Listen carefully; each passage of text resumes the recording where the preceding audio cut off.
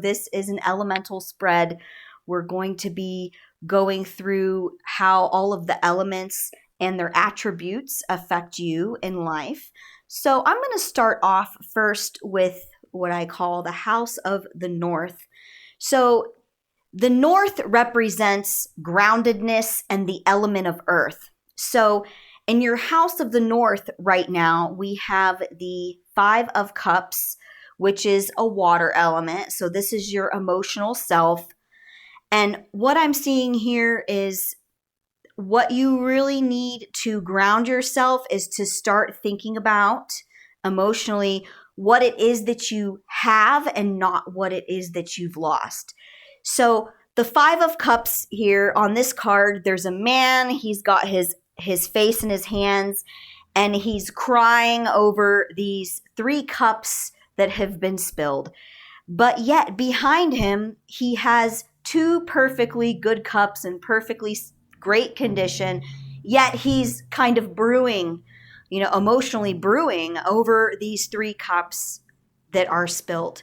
So the message that I'm getting with this is that really you may have become fairly imbalanced in being grounded in your life because you're focusing on a lot of things from the past that are no longer here. This could be, people, places, things, opportunities, things that you no longer have in your life right now, or what's been lost, or even brewing over a sense of loss over something that actually might really not be that big of a loss as you feel that it is. So the wisdom I'm getting with this is, hey, you know what? In order to ground yourself, really look at what you do have, because sure, some things are gone. We miss out on opportunities. We lose people or things or whatever in life, but if you do what this guy is doing on the card, which is crying over these spilled cups, you're not going to see what it is that you do have. And you're going to continue to kind of feel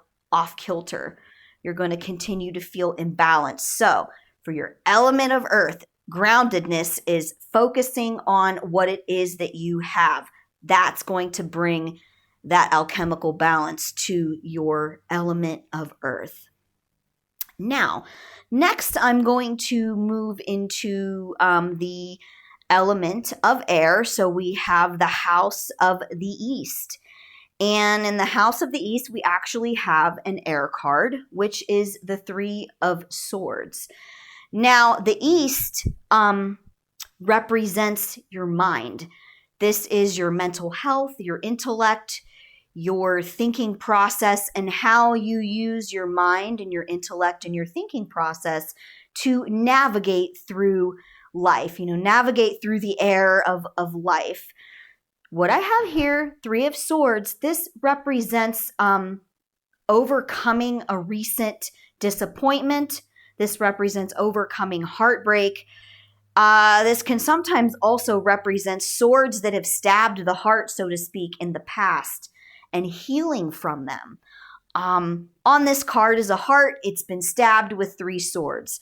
And the message here is when you're able to pull out these swords, your heart becomes kind of fortified and scarred, and the things that have hurt you in your past will no longer be able to hurt you in your present moving forward.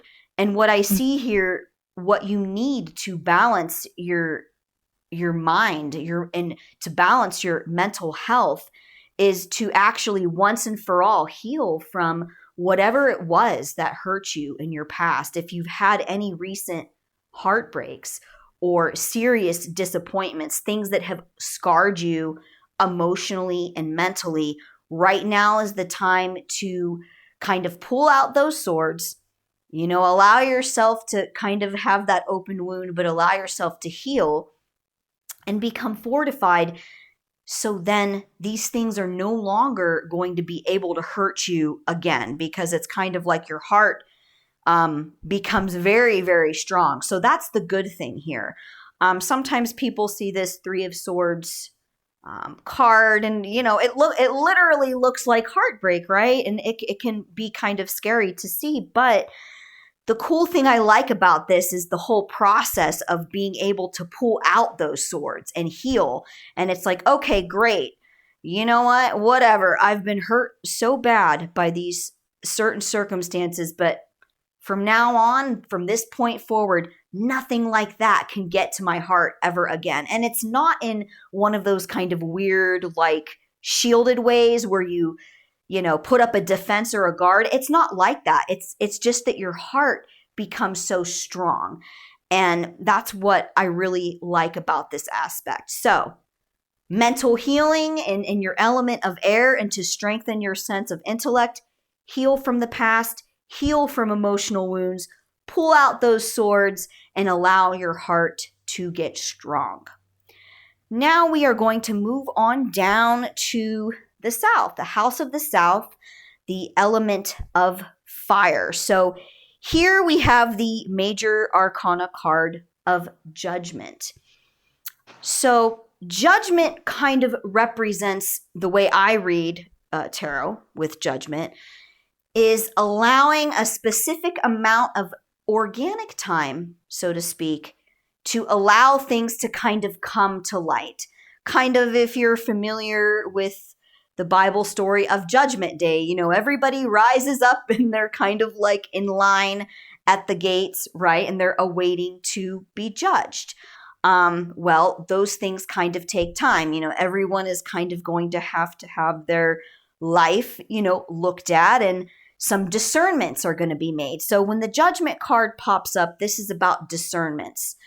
And since it's in the House of the South, which is fire, this tells me that something that could help you with your inner fire is discernment. The House of the South, again, being fire. Fire is about passion, inner will. It's your drive. It's your sexuality. It's your sensuality. It's all of these energetic and sexy, fiery things. It's your vitality. So you need to have a little bit better judgment in life when it comes to your own vitality. Allow yourself a period of time to kind of give yourself your own judgment day by kind of going through your habits, looking at your life and the choices that you have made, and ask yourself, where have I had a lack of discernment in my surrounding situations in my life that have, you know, kind of taken away from my mojo? Where have I gone wrong? Where I let people, places, or things, dampen my sensuality, put a damper on my sexuality, take away from my vitality? And how can I do better in arranging my situation and creating a better future of discernment so that I keep all of this vitality to myself? So when it comes to your fire, your inner fire, for the South here, your alchemical balance is definitely about discernment.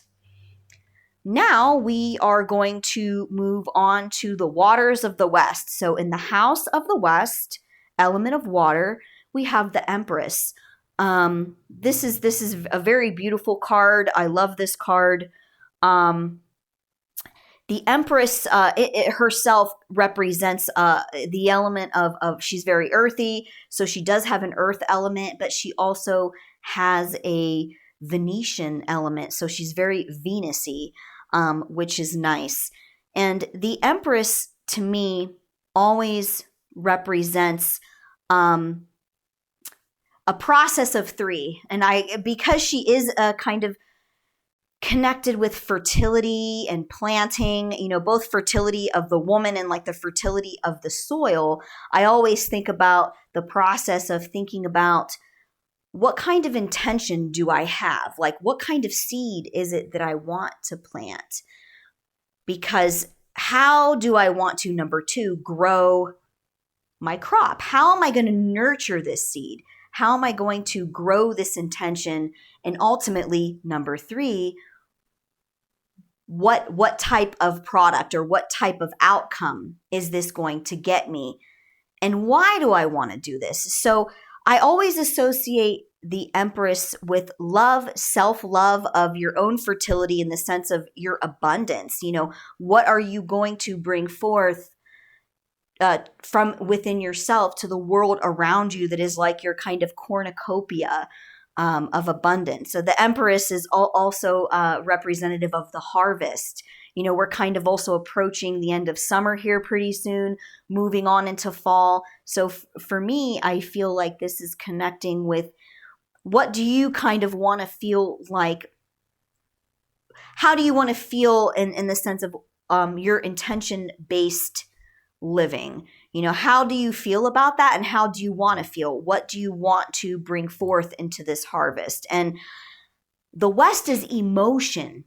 So this is telling me that living a more focused and intention-based way of life is going to bring that alchemical balance into your emotional waters by taking the time to really meditate on what it is that you want, first of all. How are you going to go about doing and nurturing this idea of what it is that you want? Because ultimately, what do you want to happen?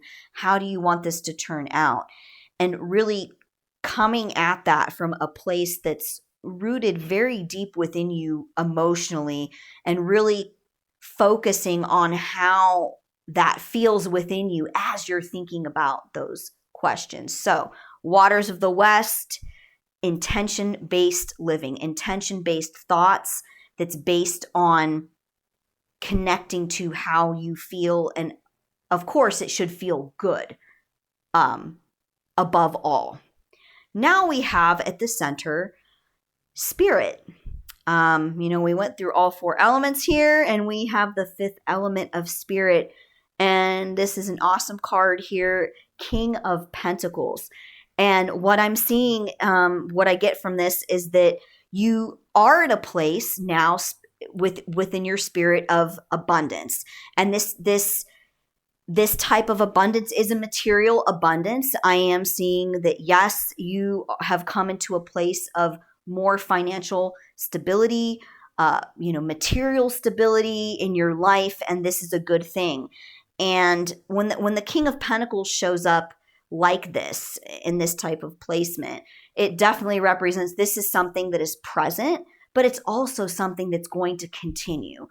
And so for your spirit, you're a person, you need to be in a place of abundance. You need to have your finances well.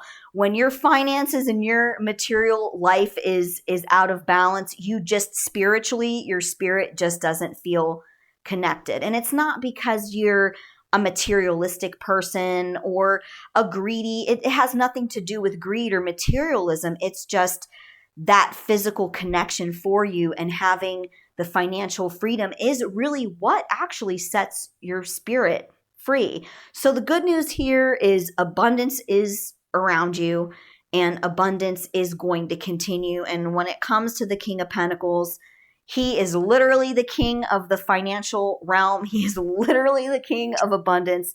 So the abundance you have now and into the future, it's going to be steady, and it's going to continue. And if not, it's going to grow. So the only type of fluctuation I see is growth. So that concludes the elemental aspect of this reading. Now I'm going to go into 2 stones that I picked for you. I have a little trinket box. I keep various stones, and sometimes I pull a few if I feel inclined. And I do know that you personally are really into stones, so I thought I'll pull 2 for you. So the first one I pulled is a amethyst cluster, and amethyst is good for the crown chakra and the 3rd eye. So the amethyst can work with both. So this is telling me that you can use amethyst, or even just, the ideas behind amethyst, which is enhancing your intuition, focusing on your dreams. And also amethyst is a good protector for travel. So, I like to keep a little piece of amethyst personally in my purse when I'm traveling around. I mean, just in my daily life. So yeah, amethyst, super great clear your third eye, clear your crown chakra, and tune into your intuition and your psychic abilities, and also your dream worlds, your dream life. And over here we have lapis lazuli. Lapis lazuli is good for your throat chakra. And when I pulled this out, the first thing that came to mind when I touched this stone was about speaking your truth. I got the sense that right now in your life is a time where you feel strong enough to finally kind of come into the genuine sense of who you are. And now is a good time to start practicing, speaking truly, how you feel from a place of confidence, from a place of security, telling people off. I'm kind of getting this, not necessarily like telling people off, but like being straightforward with people in a way that's very direct, that's compassionate, that's intellectual, to kind of set yourself free of having felt very repressed. I get the sense that maybe you have felt in your past, over the years, you felt maybe unheard. You felt like people were dismissive of what you had to say. And now is the time to set that throat chakra open and allow yourself to speak your truth from what you feel within yourself. And I like to tell people, look, you can say anything in this world by being intelligent about it, compassionate, kind as you can. I mean, depending on the situation, that is. But coming from just a place of groundedness and centeredness and truth. So I feel that's very important for you right now. So, well, that kind of concludes my reading here. Thoughts? How did you feel about that reading? How did that resonate with where you are right now in your life? It was really good. That was sort of, I was kind of trying not to giggle through the whole thing, and I was like, well, you haven't been living beside me for the last 2 years, because this is it definitely hit home when you spoke about the cups, and the first of the grounding is that actually my children are grown now and doing their own lives, and it's been a huge shift for me, and I have been somewhat mourning having children at home, and so people that kind of really been going loved through like the empty nest thing, like feeling like, oh, I don't have anyone to take care of me, or I don't have anyone to take care of, rather. And it's all good. Like, I'm not upset that they're on that path. It's just it's been a transition. So I have been sort of sad about missing on that. Like, I see the little kids running around screaming, "Mummy, mummy, mummy," and there's one to show them a cool rock, and I was like, oh, like, I missed those things, right? So that was hit very, very close to home. And yeah, sorry, the whole reading did. So I'm trying to remember here. The second spot was the was it the Three of Swords? Yes, that was for the mind. Yes, correct. I actually recently started counseling to deal with my incredibly severe lack of worth feelings. So that's actually why I went and found a counselor, was because I recognized during my schooling that I had just finished that everybody believed in me except for myself. And that was somewhat of a hard realization to come to think that, like, everybody's supporting and believing in me, but I actually am the one that talks the worst, and I have the worst self-worth. So that's actually something that I've been trying to see myself through other people's eyes, and heal the person that really doesn't think they were worth anything. So that was what I thought when I came to that Three of Swords, because that is something I've just started, and we'll say that maybe I've gotten one sword out. Well, yeah, it's a process. I can definitely relate to that. But yeah, it seems like the sword correlating to the mind, it's like learning to quiet that abusive dialogue. And yeah, I can Yeah. relate. It's very hard, but I mean, that's a big step that you're taking. So, I mean, congratulations on that, and congratulations on school. That really is awesome. Yeah. So I really enjoyed that. And then when we go on to the South and judgment and discernment, is that was another thing I recognized when I was in school. There was a formula that you came across about resilience, but something kept popping up through a lot of our reading, and that was people with purpose. And that's when I realized I don't have a purpose. I don't have something that I'm focused on because I'm constantly distracted by everything. I find everything interesting, so therefore I don't really have one or two paths to focus on. I kind of get distracted by a lot of different things. And so I actually have been attempting to sort of narrow down where I want to go and what is actually my passion, which is to create things. And I've been starting to do that a little bit, but I still have to narrow that down. So that was funny to me because I was like, yeah, you're right. I have to narrow the things down. It's Yeah. hard. Life is interesting. Thank you so much. Did you have anything you want me to elaborate on, or any sort of clarifications in the reading?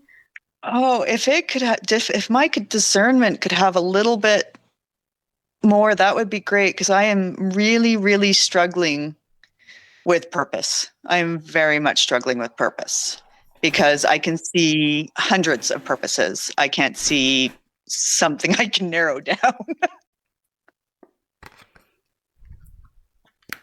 Okay, so I pulled another card to go with the Judgment, and I got the Knight of Wands. Um, so this is this is yet another fire card, which is interesting. Well, I mean, not another fire card, but it goes with the house of the South here. It goes with the theme.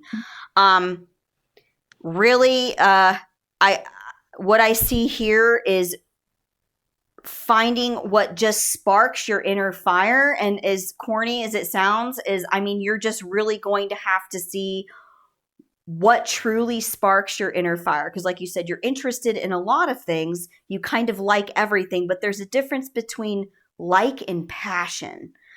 So I think that this is a journey of self discovery to see what is that vehicle of passion, and the vehicle being whatever it is that just sparks you, that gets you some momentum. And I think that since you do like a lot of things, just keep trying different things.